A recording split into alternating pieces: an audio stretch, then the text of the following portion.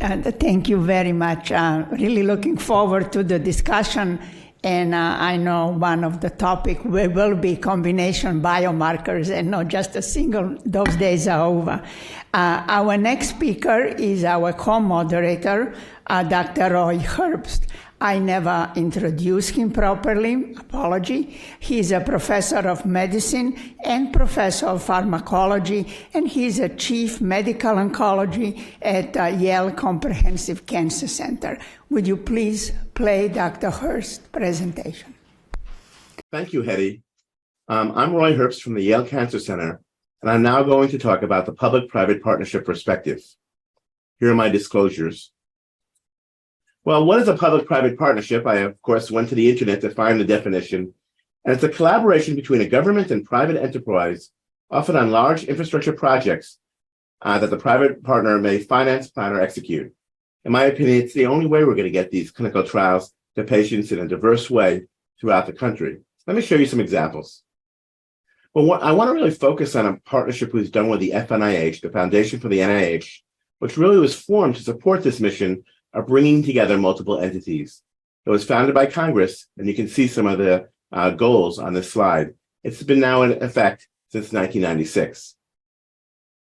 These are some of the partnerships that this foundation has done, and you can see at the very bottom, Lung Master Protocol. It's actually one of the smaller ones. You can see this is for all different diseases, not only cancer, really trying to bring private and public entities together to bring the best drugs to patients. I'm going to talk about the Lung Map. So Lung Map is now 10 years old, and I'm going to share some of our partnerships, achievements, and lessons learned. And it's an umbrella master protocol to try to bring drugs to lung cancer patients in a personalized way at the point of care throughout the United States. And you can see some of the collaborators below. I'm going to tell you about the birth of the trial, some of the lessons learned, and some thoughts for the future. Well, this began around 2011, and in large part, the NCPF was involved, because when the new NCTN was formed for the National Clinical Trial System, this was top of the list. We had some of the results from the TCGA, we had the battle trials and other personalized medicine trials that were being done. We worked on that at MD Anderson. So in February of 2012, the NCI came together. You can see the meeting on the bottom right, looking for a consensus on how to do umbrella trials and how to do large trials in lung cancer in diverse populations. And then Ellen Siegel and her group, the Friends of Cancer Research, in 2012, actually held a forum, and you can see our meeting here, where the Lung Cancer Master Protocol was top of the list. The trial was launched in 2014. It was a public-private partnership, as I mentioned, with the IND being held by the cooperative group.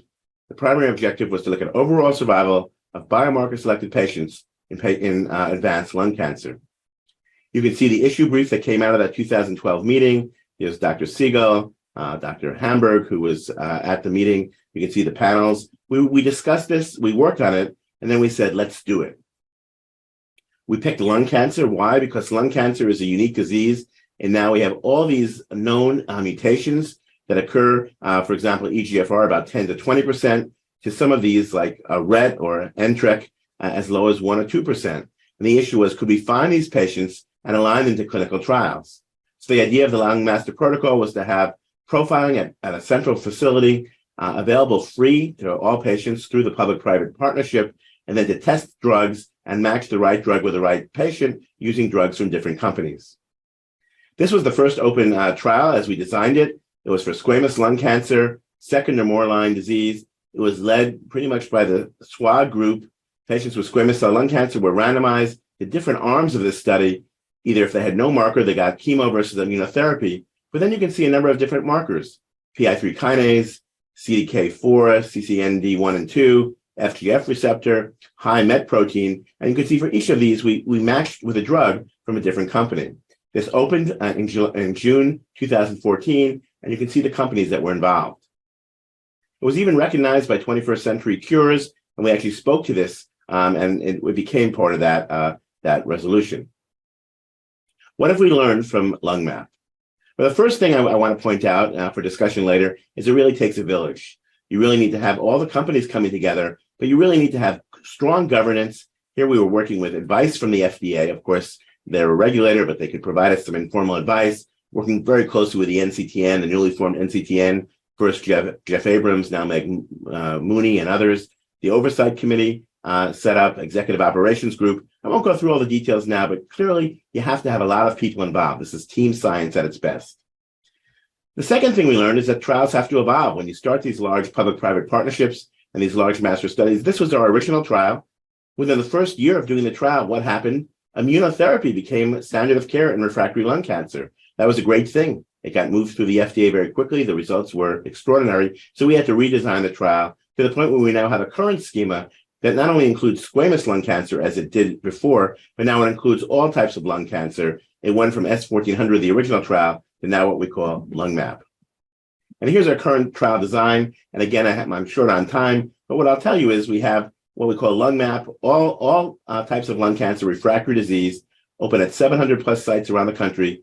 Biomarker-driven sub-studies, you find the biomarker and you put patients on different studies based on the biomarker, or if there's no biomarker, we're using immunotherapy combinations with the hope that we'll develop biomarkers for the future. And you can see the large number of studies that are open. I just point out one. This is KRAS G12C, S1900E, sotorasib, Amgen 510 is the drug. We actually are looking at co-mutations and how they might affect the results of these new drugs that target G12C. The results have been quite exciting, but that's somewhat underwhelming for survival in refractory lung cancer. So perhaps the LungMap will help us figure that out. You need cohesive project management. I mentioned that. You can see all the groups involved. Sitting at the table, you need to have a common broker. That's where the FNIH came in. You have to funnel patients into this trial. A few number of patients, 5% of patients or 6% have PI3 kinase mutations. You have to find those patients. You find them by having advisors, by recruiting new participants, by helping sites accrue, by social media, by supporting extra accruing sites. We've had a very active accrual enhancement committee that works to make this happen. You have to have drugs. You need careful drug selection. So these public-private partnerships, you have to go and look for the drugs from the different companies. These are some of the targets that we've tested in this trial. Here's some of our drug selection committee leaders. We've looked at more than 40 drugs from 20 companies. Again, all this working with the partner, with the FNIH, bringing them in with money, support, intellectual agreements to keep privacy as needed. We've had different study designs, either if they've had a biomarker positive or if they have not. We've gotten this trial throughout the country. There have been 4,600 patients screened since 2014. One of the things that David Gindera, one of our PIs, was very adamant about, and he was right, is you have to pre-screen. So if you look and you see we've screened 4,579 patients, and we've put 2,947 onto a study assignment, and then we've registered 1,078 all over to clinical trials, which is great. You can see that many of them were pre-screened. Of the ones that were assigned, maybe about a third or a little bit more than a third were almost half were pre-screened, meaning that they were screened during their frontline treatment so that they were ready to go on the sub-study. One thing I really want to emphasize here is diversity. Ria Vadia, working with Mary Redmond, have looked at the diversity in our trial, and by getting drugs to point of care in diverse populations in the community, you would hope you'd have a more diverse population. You can see the LungMap did better as far as Black patients, not a lot better, but significantly better than the regular SWOG trials, but we still have a ways to go for the US population. Patients with the highest social needs, in this case, rural populations, were higher, and patients with no insurance. In fact, look at this. Here's a enrollment by area deprivation, rurality, and here you can see all non-small cell lung cancer studies, and here you can see the LungMap, and you can see just visually that much more diverse and much more rural areas that are involved. That's important. We're doing better. We have a committee now, a DEI committee, as all groups should have. There should be in the DNA of every group, trying to figure out how we can get more patients involved. Janelle Gray, the current chair of the lung committee, working with Lucy Grenasser from one of the community sites. We are leading a group now to see if we can get more patients on with diversity. I just want to say the reason I'm not there today, and I apologize, is I'm in Santa Monica at the second of our years of the Robert Wynn Diversity in Clinical Trials program. I'm working with Robert and Usher, and we're actually leading a course with the AACR on the design and implementation of clinical trials. Last year we were virtual, this year we're in person. And again, I apologize for not being there today. Number 7, translational medicine. We can learn from all the samples that we've collected. Here are some of the translational studies that have come out of the Lung Master Protocol. I'll just show you one. We now have the largest next generation sequenced data set of advanced squamous cell carcinoma. And we're beginning to learn about some of the mutations that occur in this type of disease. Here's KEAP1, NFE2L2, PARP4. Do we have targets and drugs for these yet? No, but we're starting to learn that they're mutually exclusive. We're starting to segregate this very untreatable type of lung cancer into different groups. We're learning about immuno-oncology biomarkers. We have liquid biopsies on all of our patients, so we can correlate that with tumor. We're working with the CMAC, another public-private partnership that came out of the FNIH, and the CMAC. There's Dr. Westuber from MD Anderson. They're looking at different omics and some of the things we've heard about at this meeting, trying to understand new biomarkers from our immunology studies. Finally, we had a positive study this year. This was 1800A. The PIs were Karen Redkamp and Konstantin Dragnev. This was a trial of ramucirumab and pembrolizumab in patients compared to standard of care. Again, one of the diverse trials throughout the country. It was positive. This trial actually was published in the JCO and presented at ASCO. And you can see here's the positive doublet versus control, hazard ratio 0.69. But it was a small trial, relatively small, about 130 patients, but positive. Why do I show this? Because now we've taken this one step further, and we're doing a pragmatic lung trial, something we'll talk about in the discussion, I'm sure, working very closely with our FDA colleagues, with our NCI colleagues, Dr. Malik, with our cooperative group. We're doing a simple trial now. We're doing a trial looking just at survival as the endpoint to try to see if this combination will now pan out in an even larger setting.